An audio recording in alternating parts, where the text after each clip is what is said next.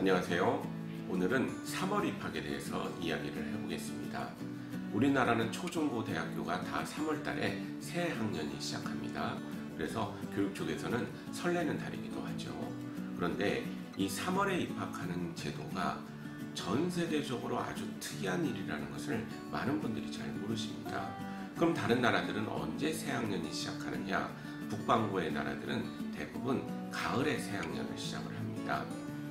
미국, 영국, 독일, 핀란드 많은 나라들이 대부분 8, 9월에 개학을 하는 거죠. 아시아의 국가에서도 중국, 베트남 등 많은 나라들이 가을에 개학을 하고 있습니다. 물론 1, 2월에 개학하는 나라도 있습니다. 새해가 시작했으니 새롭게 학년을 시작한다, 그런 의미는 있는 겁니다. 우리처럼 3월에 입학하는 나라는 아주 드문 케이스더라고 보시면 되겠습니다. 놀랍게도 이것이 일제시대의 잔재라는 것을 많은 분들이 잘 모르십니다. 일본은 4월 1일 개학입니다. 그들의 제도도 아주 독특한 제도거든요. 정부회계가 일본은 4월 1일이 시작입니다. 4월 1일부터 3월 31일까지 결산하는 그런 회계연도를 사용을 하고 있기 때문에 정부 예산을 지원받는 학교들은 정부회계를 따라서 4월 1일 개학하는 그런 구조를 갖고 있게 되는 거죠. 그건 어찌 보면 논리적으로 맞습니다. 그런데 우리는요, 회계연도 한번 보세요. 1월부터 12월이죠. 그러니까 이 회계연도에도 맞지 않는 거죠. 그럼 무슨 역사성이 있을까? 물론 과거에 우리나라 많은 서원이나 서당 이런 데서는 봄이 되면 새 생명이 돋고 날씨가 따뜻해지니까 그때 공부를 시작한다는 기록들도 보이고 있긴 하지만 다 과거의 모습이고 특정 계층에 대한 공부의 모습이었지, 이런 근대 교육이라든가 국민들에 대한 의무 교육이라든가 이런 시스템은 아니었던 거죠.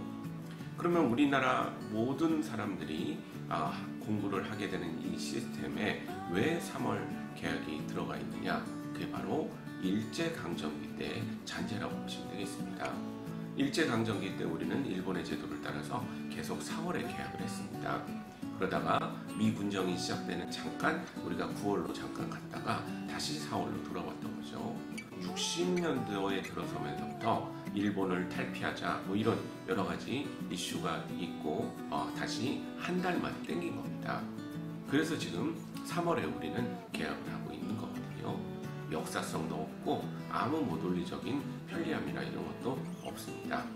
그런데 이게 왜 문제가 되느냐? 최근에 성균관대학교는 개학을 2월달로 땡길 것을 고려해 본다는 발표를 했습니다. 왜 그러냐?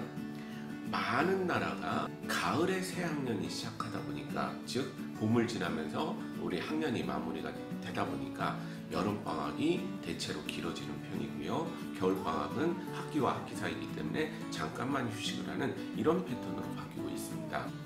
여러 분야에서 인턴이라든가 새로운 경험을 해볼 수 있는 기회라든가 이벤트라든가 이런 것이 대부분 다 여름에 만들어지거든요. 그런데 우리는 3월에 학기가 시작되고 대학은 6월 하순 정도나 되고 중고생은 7월 정도에 방학을 하고 개학을 한 달 뒤에 하게 되는 짧은 방학을 보내다 보니까 이 젊은이들이 이런 인턴의 기회, 이런 새로운 경험의 기회들을 많이 놓치고 있게 되는 겁니다. 그래서 우리 성균관대학은 한 달 땡길 것을 고려한다, 이렇게 기사가 최근에 났던 거죠. 그리고 요즘 아이들이 문제가 되는 것은 사회 진입 연령이 너무 늦어져서 본인한테도 경제적으로 독립하는 데 어려움이 되고 부모 노후도 해치고 있는 이런 현상이 나타나고 있는데 3월 입학도 한몫을 합니다. 6세 입학인 나라는 제법 많습니다. 그런데 그 안을 들여다보면 좀 사정이 다른 것이요. 우리는 6세인 해 다음에 3월 달에 입학을 하는 거고요. 많은 나라는 6세인 해 가을에 입학을 하게 되는 겁니다. 그러니까 같은 6세 입학이라고 얘기를 하더라도 거의 1년 정도의 차이가 있을 수 있다고 보는 거죠. 대한민국 사람들이 똑똑하다고 얘기를 하면서 왜 이렇게 우리는 초등학교 입학을 늦게 책정해 놓고 있는 것인가? 이것도 한번 진지하게 고민을 해봐야 되는 거죠. 이렇게 역사성도 없고 아이들한테 부담도 되고 글로벌리 활동하는데 제약도 따르는 이런 제도를 왜 안 바꾸는지 우리 어른들은 좀 반성을 좀 해야 됩니다. 사실 대한민국도 2011년도에 9월 학기제 전원 계획이 있었습니다.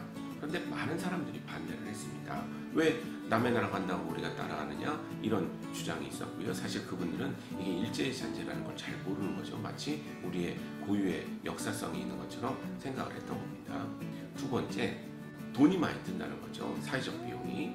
근데 그 사회적 비용 계산하는 거 저는 동의하지 않습니다. 사회적 비용은 어떻게 계산하느냐에 따라 많이 달라지는데, 오히려 그 비용은 그만큼 나가더라도 혜택을 분석해보면 더 많을 것이라고 생각을 합니다. 이런 얘기들은 다 핑계에 불과하고, 세 번째가 진짜 이유인데요. 사회적인 혼란을 준다고 얘기를 하는 겁니다. 그런데 저는 이 말을 너무 싫어합니다. 누구한테 혼란을 주는 거죠? 아이들은요, 학교에서 하자는 대로 잘 따라가는 아이들입니다. 아마 이렇게 바뀐다고 해서 아이들은 뭐 크게 혼란을 겪거나 그러진 않을 겁니다. 근데 그 혼란이란 건 대체 뭡니까? 어른들이 귀찮은 겁니다. 아니, 잘하고 있는데 굳이 이걸 바꿀 필요가 있느냐? 특히 담당하시는 분들은 내 임기 내에는 그런 거 안 바꿨으면 좋겠다, 불편한 일이 너무 많다, 이렇게들 생각하는 겁니다. 이러니까 이런 표면적인 얘기는 직접적으로 못하니까 그냥 사회적 비용이 얼마나 드네, 왜 남의 나라를 따라 하냐, 고유의 제도인데, 이런 식으로 자꾸 많이 몰아갔던 거죠. 그래서 그때 2011년도에 9월학기제 전환 계획이 논의는 됐었으나 없어지게 된 그런 모습이 지금까지 진행이 된 겁니다. 최근 들어서 반일 운동이 많이 일어나고 있죠. 각자 가치관에 따라 열심히 참여하고 계시는 분도 계시겠지만, 사실 이 복잡한 현대사회의 공급망 체인에서 우리 거다 아니다 이거 구별하기 굉장히 쉽지 않습니다. 그러나 진짜 이런 아이들한테 큰 영향을 주고 피해를 주는 것이 일제시대의 잔재라는 것을 많은 분들이 모르신다는 것에 대해서 좀 아쉬움을 표합니다. 지금 이런 분위기인데 이런 이슈를 좀 더 제기해서 바꿀 필요가 있지 않을까요? 그게 제가 오늘 얘기하고자 했던 큰 목적 중에 하나입니다.